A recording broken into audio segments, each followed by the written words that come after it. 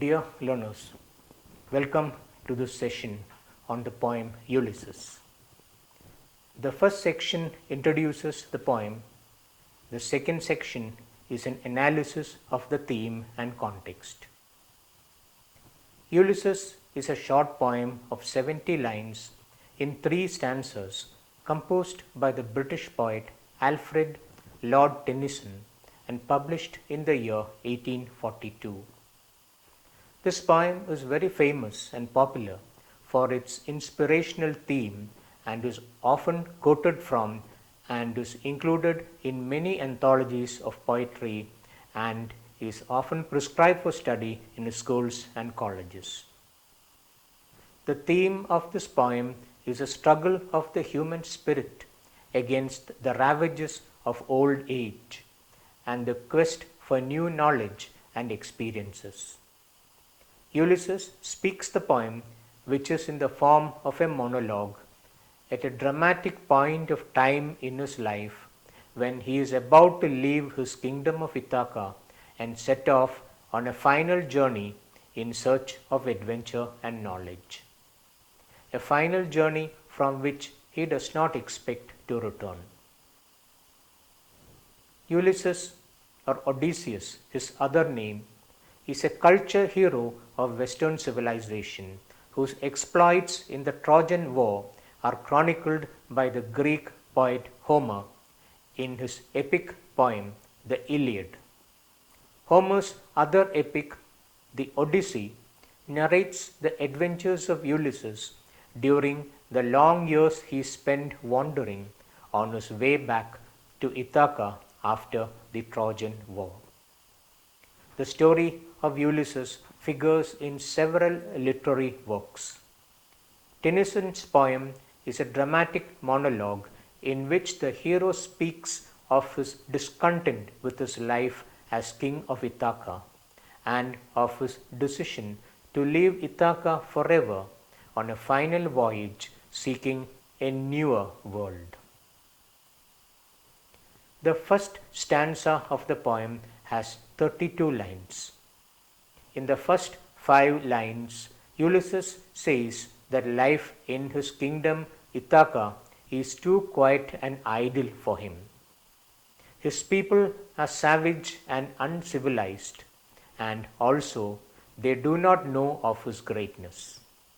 He says he is matched with an aged wife, who seems to symbolize the unappealing life in Ithaca.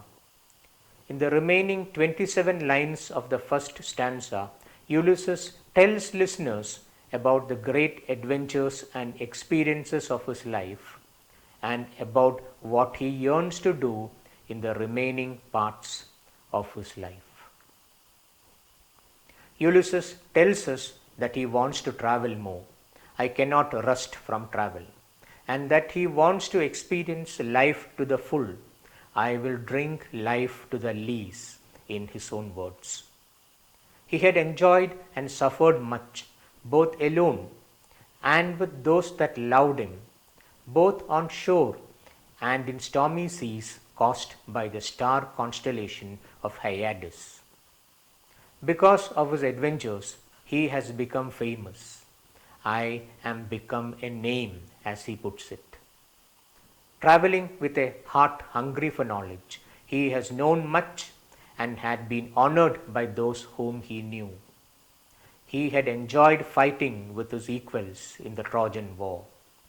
I am a part of all that I have met, says Ulysses. All his experiences have profoundly influenced him and made him what he is now.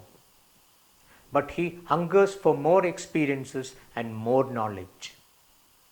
For him, all that he has experienced so far is an arch through which the untraveled world with new experiences gleams and attracts him. To pause or sit idle or unburnished, as he says, is to rust like an unused weapon. It is far better to shine in use, says the aged Ulysses. Just breathing does not mean one is alive. If he had many lives to live, it would still be too little for him, and he is aware that only a little part of his life remains. Every hour before death, the eternal silence brings something new, and it was evil that he had remained idle for 3 years in Ithaca, even though his aged spirit yearned to journey forth, following knowledge like a sinking star beyond the limits of human thought. In the second short stanza with 11 lines, we see Ulysses perform a final responsibility as king of Ithaca. He presents his son Telemachus and names him his successor. The scepter and the island kingdom of Ithaca are his, and Ulysses says Telemachus is well suited to perform the task of civilizing the rough people of Ithaca.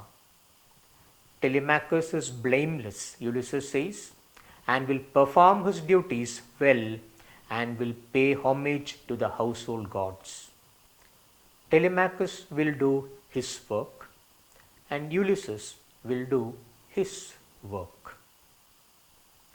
At the beginning of the last stanza of 27 lines, Ulysses gestures towards the port where his ship waits with the wind filling its sails, and he addresses his faithful mariners who had faced hardship and struggles with him with an even mind and welcomed both the good times and the bad. Both he and they are old, but noble and honorable things that suit men who struggle with gods may be done before death ends all. The lights are twinkling in the dark, and the moon is rising. Ulysses exhorts his mariners to start the journey seeking a newer world and to strike the waves with their oars. Smite the sounding furrows.